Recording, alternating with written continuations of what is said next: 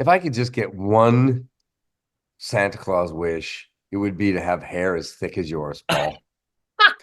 Damn you. How dare you? How dare you have such a gorgeous flowing locks? What the? Yeah, it's a nice thing for you to say, Mike. It's there's a lot of gray in there and stuff now. I'm like, I don't care what color it is as long as I still have it.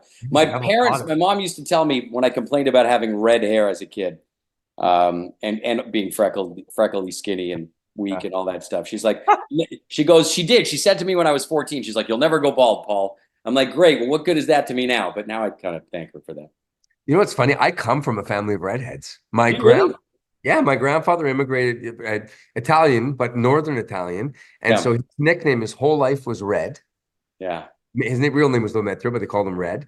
When yeah. my mother was born, she was so red that they named her Amber. That's why they named her Amber.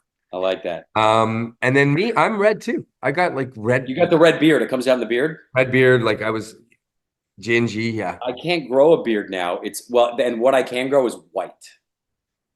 yeah. Well, I get it. You know what I mean? Yeah, Hey yeah. man, I got I a hated it. I have a 15-year-old son who's he's got the ginger gene, and dude. I he got a friend named Prince Harry who made being ginger sexy again. So yes he we're did. we're all good.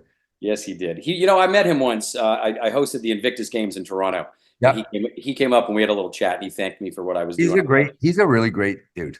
He's a great guy. It's a good. I He's got this. I different said, than I thought. He's just a regular dude. He's a party dude. He's a nice guy. at the end of it, I was like, "Thanks a lot, pal." I didn't say like I was born in Scotland, so Yeah, I don't know what that. I've never been like fully immersed in the whole idea of the monarchy. I get the yeah, sense that he's the same a little yes, bit. You know what I mean? Yeah, yeah, yes. yeah. Somebody said you just said thanks a lot, pal. I'm like, I don't think he wanted me to say Your Highness. He would never listen. He made so many, when I first met him, we started to be friends. Yeah, He would laugh at himself so many times, like, call himself the spare or call him, yeah. he's very, you know, didn't take himself seriously at all. I know, Mike. I could talk to you all day. It's been a little while. I think last time I was talking to you was for ET Canada or something like that. We did a little thing downtown Toronto. Just looking at your collab list is Mm. such a flex. The people that you've got to work with over the years, Boys to Men, and just the people that you've worked with, I mean, I know your accolades yourself, but the people that you have associated with musically is incredible. If we just want to keep it country for a sec, just going back to Dolly and everything too, if she does her homework, I know for a fact I've interviewed Dolly. If Dolly does her homework, she like did a deep dive on you, forensic accounting and everything as far as Michael I'm Bublé sure. goes, right? Yeah, yeah, yeah, Um, yeah. and now you've just added such a nice. I've interviewed Carly a few times. We love what she's done in her career. Yeah. She's a She's cute somebody who I dude. take seriously. Yeah, I have to call her sometimes and out of nothing, and I'll be like, Carly, your voice is stupid. Yeah, Like it is so good and it's so special and unique. And the tonal quality, the way it cuts through. It's funny, we recorded this live. I mean, when I tell you live, those are three takes and we just did it together.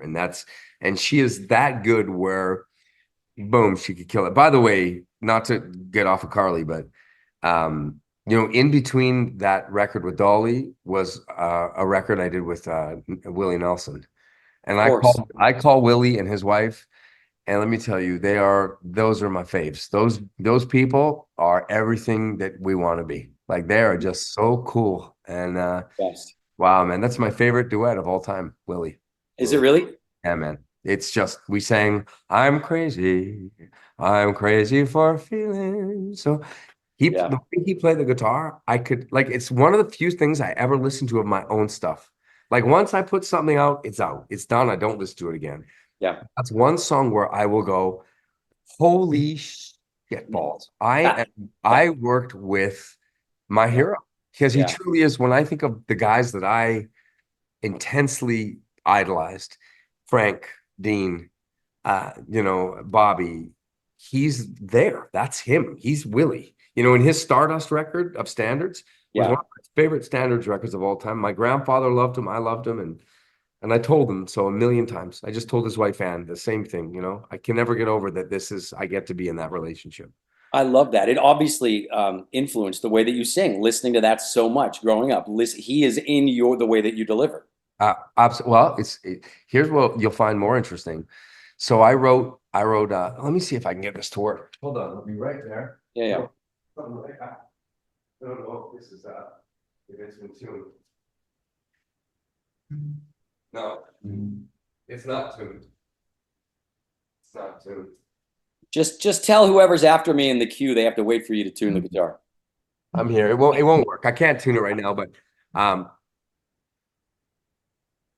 when I wrote this song, I was thinking about Willie. I Come mean, on. listen, I wrote it about a different subject, but as I was writing it, Yeah.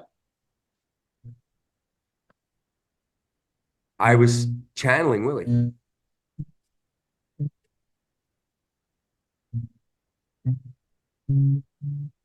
Michael, I don't know if I've ever seen you play guitar before, man. Like this. Like in this. I've Come seen on.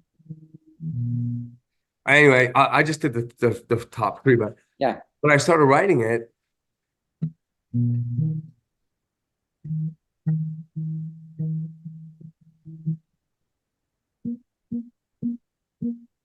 oh God, I even missing a string. Anyway, I was writing it and I was going, I've been running all my life. I've been trying to get it right. And I literally that was a long time to get there, but I was No, channeling him and I was, it was a country song. And you there's, know what I mean then. This is what I mean. I mean, I think I have not put it together before, but now that you mention the Willie connection, I can kind of hear it, man. I've been hanging on the Yeah. truth. On Christmas. Yeah, it was me channeling Amazing. Willie. And I remember when I called Carly on FaceTime, I was like, I got a song. I've written this song. And the first time I sang it to her, it was me going, I've been running all my life. Yeah. I've been trying to get it right. Sentimentally, nothing I do well. And I was doing my best Willie Nelson. I absolutely love it. Willie Nelson's voice is a radiator in a cold house. It's a Isn't it warm something? radiator in a cold house. You It's know, something. I Yeah. just absolutely love it. Carly, you're right. When you told me that you recorded this in 3 takes, I got to Yeah. tell you, if I heard that from some people, I'd be surprised. Not surprised at No, all. I've no. seen during COVID, she put out. There was a couple of just live things that she did of her own songs, Hmm. and it was raw with a couple of musicians in the background, and they Yeah. were incredible. It's interesting, man. Like there's a reason why she has earned this incredible amount of respect, and she's like the queen of the Grand Ole Opry. Yeah. And like, we're talking about the serious side of country. Yep. That mix of classic where there's reverence to the people that had come before her. She knows she stands on the shoulders of her heroes, yet she still can flourish in the pop world but there's very Yep. few like her that are there's ones that are known more for how they look or the machine or the poppy thing, and she's got it all. She's She a does have it all, and she special allows the woman. producers to give her contemporary production. Yet there's still like the echoes of the past in there all the time. I Totally, love it. totally. Hey, your connection with her on this song. I mean, this is important. Maybe this Christmas is nice. I am a guy, and I hope you take this the right way. I love Christmas music Uh-huh. for 2 weeks a year. If people Mm. start, I know commercially we're playing it all the time, and we're promoting this. And I said, please take that the right because it's so special to me that I want a new song to come in and championing and knock out a couple of the old ones. And that's what I think about this new song. That's what I think about your song. I like the classics, but I also Mm. like to hear reverence paid to the genre of holiday music and something that comes in and fits with everything else that we're used to, but is a new spin on things. You know what I mean? Yeah. Well, to be really honest, I think a lot of Christmas songs are written formulaically. I think Yeah. they're written, this will be the new, this is gonna sound, it's very close to the Mariah Carey All I Want for Christmas, or this could live in the pop. And what happens is, even though it's hard to, it's funny, I was watching that documentary on George Michael, Yeah, I watched it. Yeah. how seriously he took that song. Yeah. Like that song Last Christmas wasn't a joke for him. That was there was a lot of respect and reverence for what the holiday meant for people, that he had a great hope that somehow it would live on, and that part of his legacy would be that. And it's funny because it's hard for us to articulate why we like something or feel we gravitate deeply Yeah. towards something. but I think that has a lot to do with it. I think we may not know it, but you can kind of go like, that's by the way, I've done it too. I've done stuff where the company's called and said, hey, we could use a new thing. Sure. And it's like, yeah, you got to throw it out because it'll help the whole Christmas thing. This song wasn't like that. This song could have been about anything else. Yeah, That's what I was gonna say. Like George Michael's Last Christmas, you could take out the Last Christmas and change things, and it's a great song. This song it's is such like a great song. My kids, by the way, that's my kid's favorite Christmas song of all time. it's killer. Yeah. Speaking of kids, I know I don't have much longer here with you, Mike. You remember a favorite Christmas gift that you've probably been asked this a million times, but something that really stands out. I'll give you mine first, just for Okay. context. Do you remember the Micronauts? They're Yes. like little Star Wars actors. You remember those Of things? course. So Yes. there was a set. It was kind of like powered by a vacuum or like a blower or something like that. And you put them inside, and they were called. It was the Micronauts tubes. My Aussie Shepherd hanging out. Oh, The Micronauts tubes, and it broke all the time. But still, that's when I think about Christmas. I think about my dad trying to put that thing together, and that's mhm. the one that gets. Did you got one that gets you? There's a few, man. There's like my first rollerblades because I Yeah, was from Vancouver, and you know what? My dad was a fisherman, and we were, listen, we never wanted for anything, okay? But no, yeah, we didn't have a ton of dough, yeah, and so hockey wasn't something that ice hockey was really expensive, and it just so for me the freedom of like I remember putting on the rollerblades and skating around my cul-de-sac, and I was like, oh my God, I yeah, am free to play hockey every day yeah, and not to have to go to Kensington or 4 a.m. You know what I mean? And my dad have to get up and um, there's that. And then one time, I was little. I was probably 9 or 10, and my parents had told us that we'd had an issue with ants or some sort of pest insect, and that the house needed to be fumigated in the rooms, and so which was kind of scary, and yeah, Christmas morning, there was a note from Santa to follow the map upstairs towards my bedroom, which of course couldn't go into my bedroom because it had been fumigated. It was you yeah. go in there, you'd probably die. And somehow, through the magic of Santa Claus and Christmas, I opened up that door and they said, turn on the light. And the light was Darth Vader's mask and it had a little nose light. And I went flip, and my whole room was a Star Wars wallpaper, Star Wars bed sheets, Star Wars.